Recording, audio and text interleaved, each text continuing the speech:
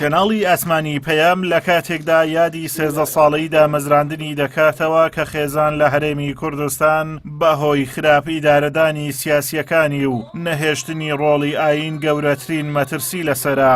خێزانەکان بەهۆی چەندین کێشە و گرفتی کۆمەڵایەتی و ئابووری سیاسی لەبەر یەک هەڵوەشاون. لە ڕووی کۆمەڵایەتی و خزمەتێکی زۆر گەورەی کرد. شارەزایانی بواری خێزان پێیان وایە کەناڵی پەیام سەرەڕای کەمی ئیمکانیات و دروستکردنی لەمپەر لە بەردەمی، بەڵام ڕۆڵێکی گرنگی جێراوە لە پاراستنی شیرازەی کۆمەڵایەتی و پاراستنی خێزانەکان و ڕێزگرتن لە بنەمای خێزان. بوونی کەناڵی پەیام لە نێو کۆمەڵگەی کوردەواری بە پێویستیەکی هەنووکەی دەزانن.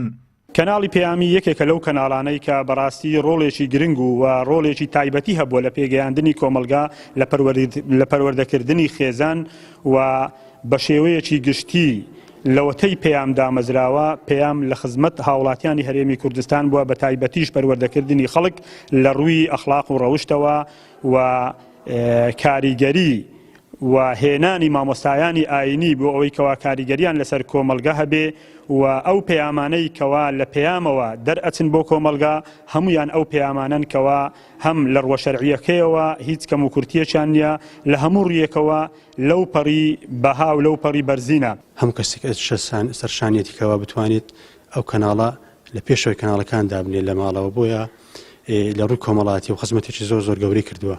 شیرازەی کۆمەڵایەتی لە خێزاندا پاراستووە و مەترسی لە ناوچوونی بەها کۆمەڵاتەکانی کەم کردوێتەوە. بۆیە من هەموو کاتێک شانازی بۆ کەناڵە ئەەکەم کە خزمەتی کۆمەڵی خەڵکی کوردستانەکە کە توانیوێتی بەهاکانی کۆمەلگا بەها ئاینەکانمان پارێزی.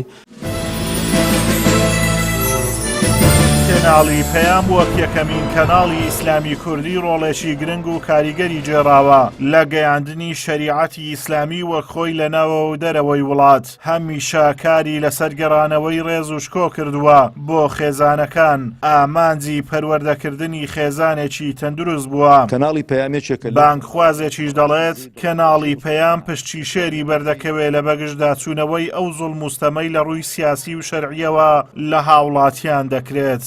کەناڵی پەیامێکێکە لەو کەناڵانەی کە بەڕاستی جێی دڵخۆشی موسڵمانانن کە توانیوێتی لە هەرێمی کوردستان و لە دەرەوەی هەرێمی کوردستانیش ڕۆڵێکی بەرچاوی هەبێ بۆ ناساندنی شریعەتی خوای پەروەردگار بە خەڵکی و ئاشناکردنی خەڵک بە پەیامەکانی پێغەمبەری خوا عەلەیهی سەڵات وسەلام و ئیلتیزام دروستکردنی کۆمەڵە خەڵکێک بە شریعەت و بە دینی خواوە و بەرچاو ڕوونکردنەوەی خەڵکی لە ئەو زوڵم و ستەمەی کە دەکرێتن ئەمڕۆ لە هەرێمی کوردستان هەم لە ڕووی سیاسی و شەرعیەوە ئەتوانم بڵێم کەناڵی پەیام پشتی شێری بەردەکەوێتن لە هەرێمی کوردستان کە تاکە کەناڵێک بوو، کەناڵێکی ئیسلامی سەرتاسەری کە بکرێتەوە ئیش و کاری خۆی بکاتن. لە دەرەنجامی 29 ساڵ حکومڕانی دوو حیزبی باڵادەست لە هەرێمی کوردستان لە ئێستادا زۆرێک لە خێزانەکان بەرەو هەڵوەشانەوە دەڕۆن. ئەمەش لە ئەنجامی سیاسەتی ناحەکیمانەیان کە بە پارەی دزراوی هاوڵاتیان دەیان کەناڵی ئاسمانی و نوێخۆییان کردوتەوە کە کار لەسەر دارمانی بەها بەرزەکان لە نێو کۆمەڵی کوردەواری دەکەن. پێچەوانەی ئەمانیش کەناڵی ئاسمانی پەیام کە خەونی لە مێژینەی ئیسلام دۆستان بوو بەردەوام کاری چاکسازی و پتەوکردنی خێزانەکانە. ئازادۆمەراوەی کەناڵی ئاسمانی پەیام.